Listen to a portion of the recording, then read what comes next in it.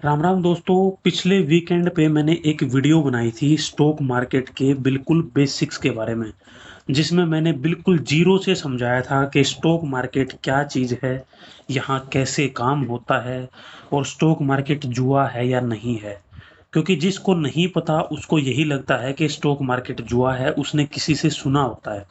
तो अगर आपने वो वीडियो नहीं देखी है और आपको स्टॉक मार्केट के बारे में बिल्कुल बेसिक समझ नहीं है, तो मैं आपको बोलूँगा कि आप पहले जाकर ये वाला वीडियो देखिए, नहीं तो आपको इस वीडियो में कुछ भी समझ में नहीं आएगा। अगर आपको स्टॉक मार्केट के बारे में बिल्कुल बेसिक पता है या वो वाली वीडियो आपने देखी हुई है, तो आज का वीडियो आपके लिए काम का होने वाला है। आज की वीडियो में हम समझेंगे कि म्यूचुअल फंड क्या चीज़ है। हम सभी ने आजकल टीवी में ऐड देखी है, म्यूचुअल फंड सही है, म्यूचुअल फंड सही है। लेकिन उस ऐड में ना तो ये बताते कि म्यूचुअल फंड है क्या चीज, ना ये बताते कि म्यूचुअल फंड सही है तो कैसे है। ये तो बताओ कि सही कैसे है, सिर्फ ये बता दिया कि सही है सही है, ना तो ये बताया कि ये क्या चीज है और कैसे सही है। तो आज की इस वीडियो में हम समझेंगे कि म्यूचुअल फंड क्या है और ये कैसे सही है, और सही है भी या नहीं है। तो म्यूचुअल फंड क्या चीज है। जैसे मान लो स्टॉक मार्केट में मैंने कोई भी शेयर खरीदना है बेचना है और मुझे नॉलेज है, तो मैं डायरेक्ट जाके स्टॉक खरीद लूंगा या बेच दूंगा। अगर मान लो मुझे कुछ भी नॉलेज नहीं है स्टॉक मार्केट की, तो मैं कैसे शेयर खरीदूंगा, मैं तो खरीद ही नहीं पाऊंगा, क्योंकि मुझे तो नॉलेज ही नहीं है क्या शेयर खरीदना है और कब खरीदना है कब बेचना है। तो ऐसे आदमियों के लिए, ऐसे बंदों के लिए बना है म्यूचुअल फंड। ये क्या होता है, एक फंड हाउस होता है। वो फंड हाउस क्या करता है, वो अलग अलग लोगों से पैसे लेता है और उन पैसे को स्टॉक मार्केट में लगाता है। यानी उस पैसे के वो स्टॉक खरीदता है। किस कंपनी के स्टॉक कब खरीदने हैं कब बेचने हैं, ये सारा वो फंड हाउस मैनेज करता है। सिंपल एग्जांपल लेके समझते हैं कि मान लो आपको बिल्कुल नॉलेज नहीं है स्टॉक मार्केट की, आप अपना पैसा लगाना चाहते हो। तो अगर आप डायरेक्ट लगाओगे तो वो तो रिस्की हो जाएगा फिर। तो आप किसी ऐसे बंदे को ढूंढोगे, किसी ऐसे पर्सन को ढूंढोगे, किसी ऐसे फंड हाउस को ढूंढोगे, किसी ऐसी कंपनी को ढूंढोगे जो आपके उस पैसे को सेफली म्यूचुअल फंड में लगा सके। ठीक है। तो मान लो मैंने अपनी कोई कंपनी खोल ली, उस कंपनी को बोलते हैं एएमसी, एसेट मैनेजमेंट कंपनी।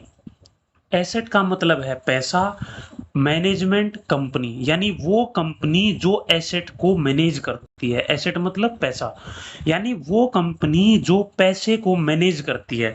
किसके पैसे को, अलग अलग लोगों के पैसे को।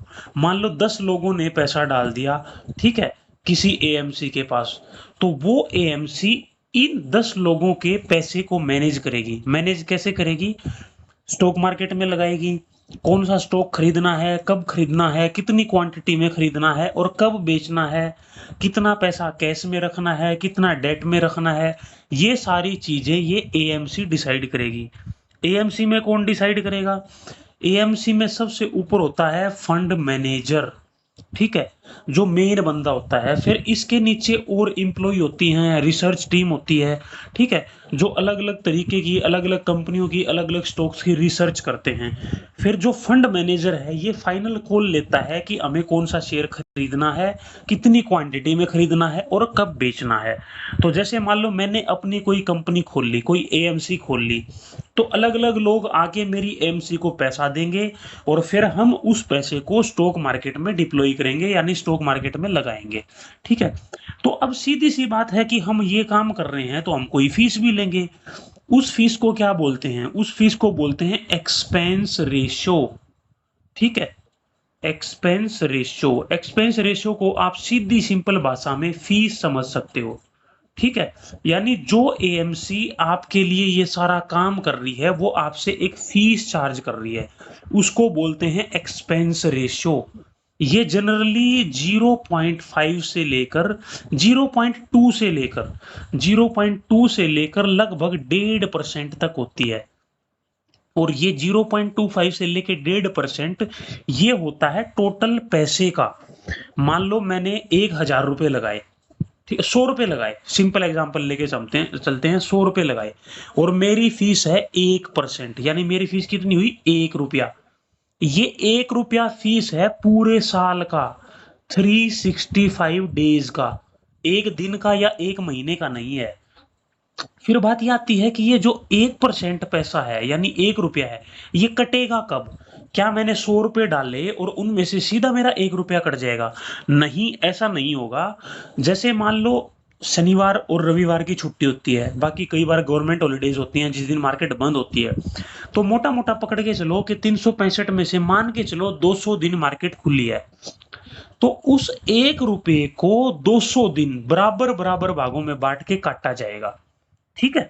तो ये सिंपल मोटी सी बात आप समझ लो कि कैसे वो फीस लेती है और कैसे वो फीस कटती है, एएमसी क्या है। इसी को फंड हाउस भी बोल सकते हैं। जैसे मान लो अलग-अलग फंड हाउस हैं, एचडीएफसी का है, एसबीआई का है, निप्पॉन का है, एक्सिस का है, आईसीआईसीआई का है। ये ज़्यादातर मैंने आपको बैंकों वाले बताए हैं क्योंकि एचडीएफसी, एक्सिस, एसबीआई, आईसीआईसीआई इनके नाम हर किसी ने सुने होते हैं क्योंकि इनके बैंक भी हैं। अब जैसे निप्पॉन है, क्वांट है, ये जो फंड हाउस हैं, इनके नाम हो सकता है किसी ने सुने ही नहीं हो, उनको लगेगा ये पता नहीं क्या बोल रहे हैं, निप्पॉन निप्पॉन, क्वांट क्वांट, ठीक है? ये भी एक फंड हाउस हैं जैसे एचडीएफसी, एसबीआई वगैरह हैं। तो ये फंड हाउस क्या हैं? ये फंड हाउस मतलब एएमसी हैं, ठीक है?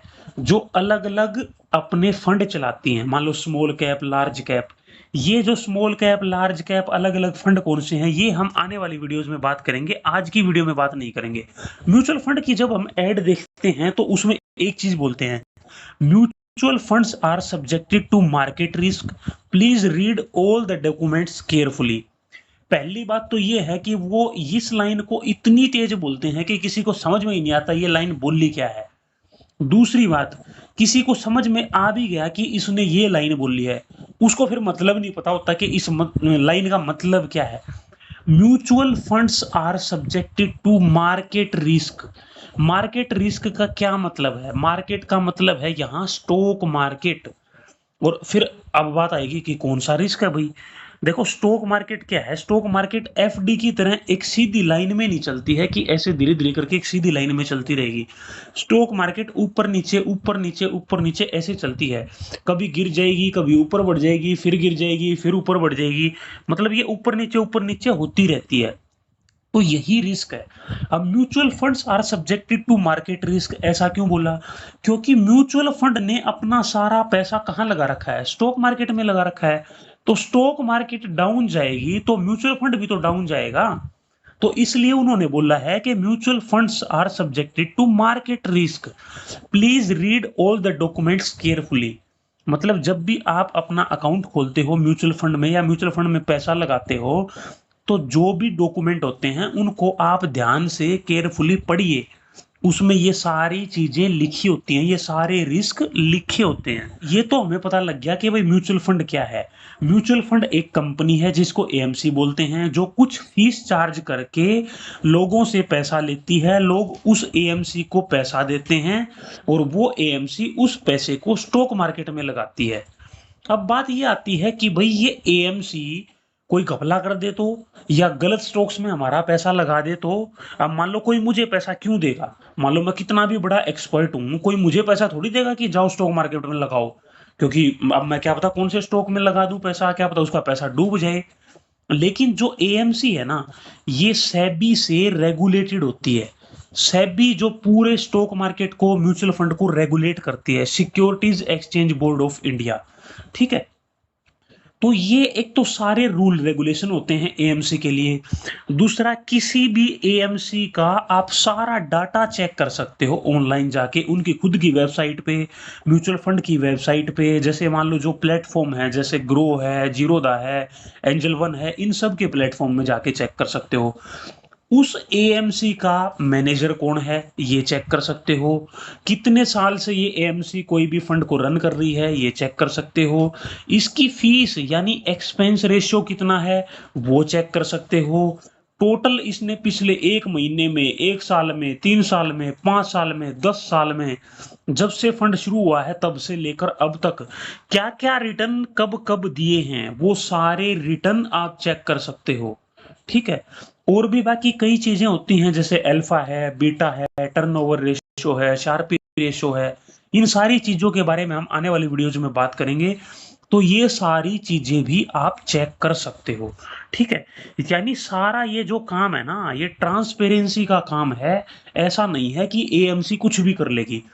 किसी एएमसी ने अच्छे स्टॉक्स में पैसा नहीं लगाया या ऐसे स्टॉक्स में पैसा लगा दिया कि वो स्टॉक चले नहीं, तो उसकी परफॉर्मेंस क्या होएगी? डाउन हो जाएगी, उसके रिटर्न नहीं दिखेंगे। लोग उस एएमसी से पैसा बाहर निकाल लेंगे, नया पैसा लगाना बंद कर देंगे। नया पैसा लगाना बंद कर देंगे, पहला पैसा है उसको निकाल लेंगे, तो एएमसी को क्या होएगा? एएमसी को तो नुकसान हो जाएगा। क्योंकि एएमसी फीस चार्ज किस पे करती है? एएमसी फीस चार्ज तो उसी पैसे पे करती है ना, जो पैसा हम लगाते हैं। मान लो मैंने ₹100 लगाया, तो उसी पे तो ये 1% चार्ज कर रहे थे ना फीस। अब मैं इस ₹100 को ही बाहर निकाल लूँगा, तो इनको तो ₹1 का नुकसान हो गया। तो इसलिए ऐसा नहीं है कि एएमसी अपनी मर्ज़ी से कुछ भी कर देती हैं, ठीक है? ये पूरा रेगुलेटेड सिस्टम है। सारी इनकी परफ़ॉर्मेंस, फंड मैनेजर, एक्सपेंस सब कुछ आप चेक कर सकते हो। तो इसलिए बिल्कुल साफ-सुथरा काम है। तो अगर आपको खुद को नॉलेज नहीं है, तो आप किसी अच्छी एएमसी के थ्रू अच्छे फंड में पैसा म्यूचुअल फंड में लगा सकते हो, बजाए कि आप खुद पैसा स्टॉक मार्केट में लगा के नुकसान करो, ठीक है? तो बेटर ये है कि आपको म्यूचुअल फंड में पैसा लगाना चाहिए। अब कौन-कौन से फंड होते हैं, कौन से फंड में पैसा लगाना चाहिए, ये सारी बातें हम अगली वीडियो में करेंगे। और कुछ डाउट आते हैं एसआईपी से रिलेटेड। सबने सुना होता है एसआईपी एसआईपी, लेकिन उनको ना तो ये पता होता कि एसआईपी क्या चीज़ है, कितने साल की एसआईपी करनी चाहिए, कैसे एसआईपी रोक सकते हैं, कितने की एसआईपी करनी चाहिए, हर महीने करनी चाहिए, कभी-कभी करनी चाहिए। तो ये सारे डाउट भी हम एक नेक्स्ट वीडियो में क्लियर करेंगे। तो आने वाली जो 2 वीडियोज़ होंगी, जो नेक्स्ट वीकेंड पे आएगी एक वीडियो, उसमें एसआईपी के बारे में डिटेल में बात करेंगे। उससे नेक्स्ट वीडियो में हम स्मॉल कैप, लार्ज कैप यानी जो अलग-अलग फंड होते हैं एएमसीज़ के, उनके बारे में बात करेंगे। यानी म्यूचुअल फंड किस-किस टाइप के होते हैं। तो आज की वीडियो में इतना ही था दोस्तों।